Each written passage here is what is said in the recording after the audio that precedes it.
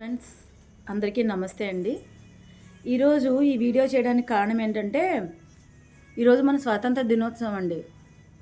79వ స్వాతంత్ర దినోత్సవం. స్వాతంత్రం వచ్చిందా మనకి? అందులో ముఖ్యంగా ఆడవాళ్ళకి స్వాతంత్రం వచ్చిందా? డిఎస్సి అభ్యర్థులకు స్వాతంత్రం వచ్చిందా?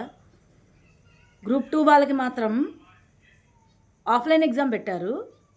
డిఎస్సి వాళ్ళు అడిగితే మాత్రం నో వే అని చెప్పి నేను మోనార్కిని అన్నట్టు కూర్చున్నాడు మన ఎడ్యుకేషన్ మినిస్టర్ గారు.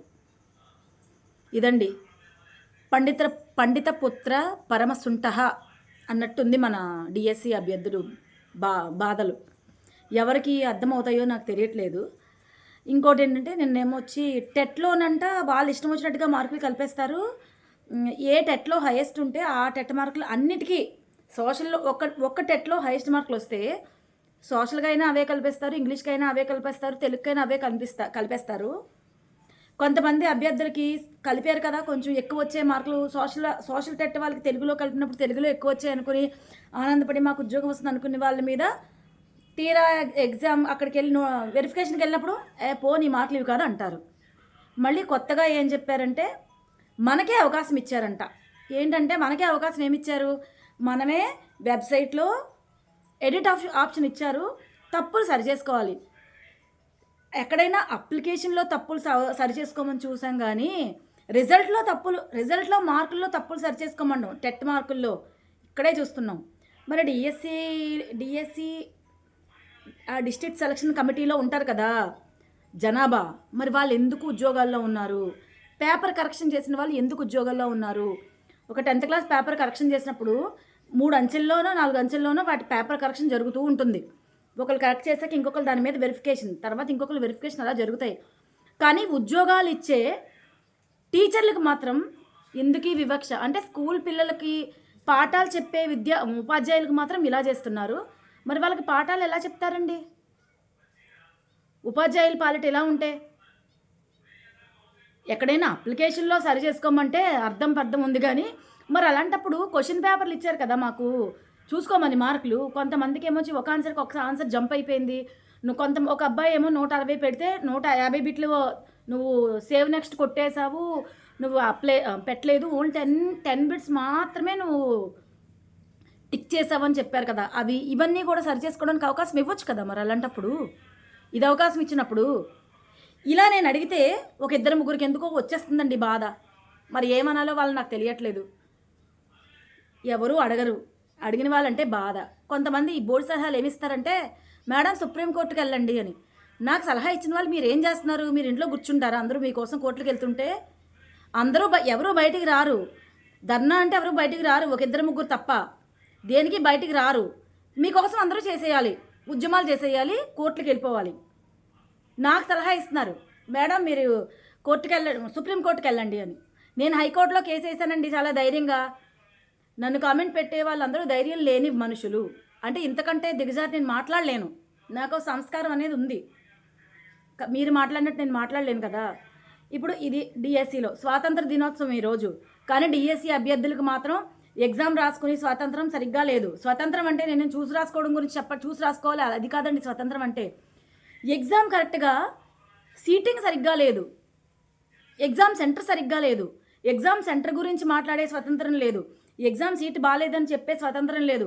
పెన్ ఇస్తామని చెప్పారు, అక్కడికి వెళ్ళాక పెన్నుల్లో మీరే తెచ్చుకోవాలన్నారు, అది అడిగే స్వతంత్రం లేదు. 2024లో ఫీజు కట్టారు, ఇప్పుడు మాకెందుకు అప్లై చేసుకొనివ్వట్లేదు, ఏజ్ బార్ అయిపోయిందని చెప్పారు అనే స్వతంత్రం లేదు. ఒక ఫిజికల్లీ హ్యాండిక్యాప్డ్ అమ్మాయిలు అబ్బాయిలు అందరూ ఒక ఫిజికల్లీ హ్యాండిక్యాప్డ్ వాళ్ళు కూడా వస్తే వాళ్ళని చెక్ చేయాలని చెప్పి మెట్లు దించి కిందకి తీసుకెళ్లారు. విశాఖపట్నం జిల్లాలో ఆర్నవెల్లి ఎగ్జామ్ సెంటర్లో నేనే సాక్ష్యం. నేను కూడా అక్కడ ఎగ్జామ్ రాశాను. కనీసం వాళ్ళకి కూడా స్వతంత్రం లేదు. వాళ్ళు నడవలేరని తెలుసు కదండి, వాళ్ళకి వీల్ చైర్ ప్రొవైడ్ చేయాలి కదా, వాళ్ళ దగ్గరుండి తీసుకెళ్ళాలి కదా. లేదు, వాళ్ళకేమీ స్వతంత్రం లేదు. ఎక్కడుందండి స్వతంత్రం? రాజకీయ నాయకులకు ఉంది స్వతంత్రం.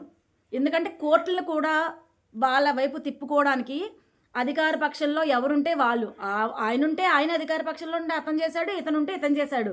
ఎవరు మా నెత్తి మీద పెట్టింది ఏం లేదు. అతను అయితే నోటిఫికేషన్ ఇవ్వలేదు, ఇతను నోటిఫికేషన్ ఇచ్చి కన్నీళ్ళు పెట్టిస్తున్నాడు. అదే అతనేమి అమ్మ పెడితే అడుక్కు తినానివ్వదు అన్నట్టు చేశారు ఇద్దరు కూడా. 16,000 మందికి ఉద్యోగాలు ఎలాగో ఇస్తారు. కొంతమంది ఏమో అమ్ముకున్నారని చెప్తున్నారు. ఎవరు అమ్ముకున్నారో ఎవరు ఇచ్చుకున్నారో తెలియదు మాకు. కొంతమందికి ఏమో 12 గంటలతో ఎగ్జామ్ అయిపోయింది పొండి అన్నారు. కొంతమందిని ఇంకో అరగంట సేపు గంట సేపు కూడా ఉంచారు. మరి ఇదేమో పారదర్శకతో మరి మాకు తెలియదు.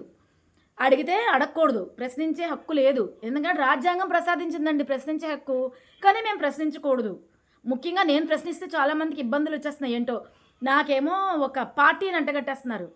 అయ్యా నేను ఏ పార్టీలో లేను, ప్రస్తుతానికి ఏ పార్టీలో లేను. నేను ఏ పార్టీలోనే చేరితే యూట్యూబ్లో వీడియో చేసి నేను ఈ పార్టీలో ఉన్నాను, ఈ పార్టీలో మాట్లాడతాను అని చెప్తాను. నాకేమీ అలాంటి భయం ఏం లేదు. అర్థమైందా? ఇదండి మన భారతదేశానికి స్వతంత్రం వచ్చింది, కానీ ఆడవాళ్ళకి అస్సలు రాలేదండి. ఎందుకంటే యూట్యూబ్లో బోల్డ్ మంది మగవాళ్ళు మాట్లాడతారు, ప్రశ్నిస్తారు, అన్నీ చేస్తారు. నేను ఒక్కదానే డిఎస్సి గురించి ప్రశ్నించేదండి. ఇంకెవరు ప్రశ్నిస్తున్నారు ఒకసారి చూపించండి. నేను ఒక్కదాన్ని ఆంధ్రాలో యూట్యూబ్ నుంచి డిఎస్సి గురించి ప్రశ్నించాను. స్వతంత్రం లేదు మాకు, ప్రశ్నించకూడదు, ప్రశ్నించే స్వతంత్రం లేదు. జెండా ఎగరేస్తాం. ఈరోజు జెండా ఎగరేస్తారు, మర్నాడు సాయంత్రాన్ని జెండాని కాలుతో తొక్కుతారు. ఇది మన దౌర్భాగ్యం. ఇలా ఉంది. గౌరవం అనేది వ్యక్తిత్వం నుంచి, మనసులో నుంచి రావాలండి. అంతే తప్ప స్టేటస్లు పెట్టుకుంటేనో డీపీలు పెట్టుకుంటేనో గౌరవం కాదు. ఇంటి మీద జెండా ఎగరేస్తే గౌరవం ఉన్నట్టు కాదు.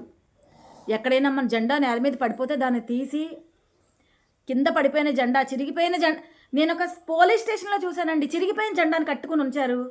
చిరిగిపోతే జెండాని కనీసం తగలబెట్టాలని కొన్ని జ్ఞానం కూడా లేదు కొంతమందికి. ఎవరిని ఏమనాలో తెలియట్లేదు మాకు. ఇదండి మన స్వాతంత్ర దినోత్సవం, మన స్వాతంత్రం.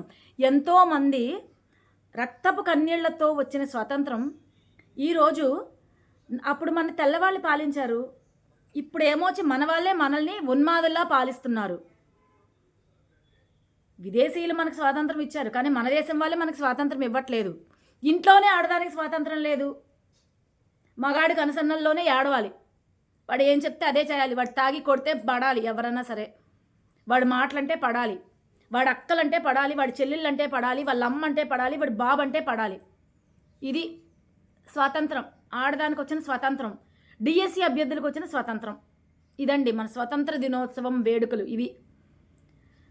స్వాతంత్ర దినోత్సవంలోని తీసుకెళ్ళి పెడతారు కదండి, ఏంటవి, అదే తయారు చేసి పెడతారు చూడండి పోటీలకి. ఆ పోటీల్లో గెలవడం ముఖ్యం కాదండి, మనిషిని మనిషిగా చూడాలి. ఇది స్వాతంత్రం అంటే. ఇదండి, ఇది నేను చేసింది ఎవరి మనోభావాల కన్నా దెబ్బ తగిలినట్టయితే నన్ను క్షమించండి. అందరికీ స్వాతంత్ర దినోత్సవ శుభాకాంక్షలు.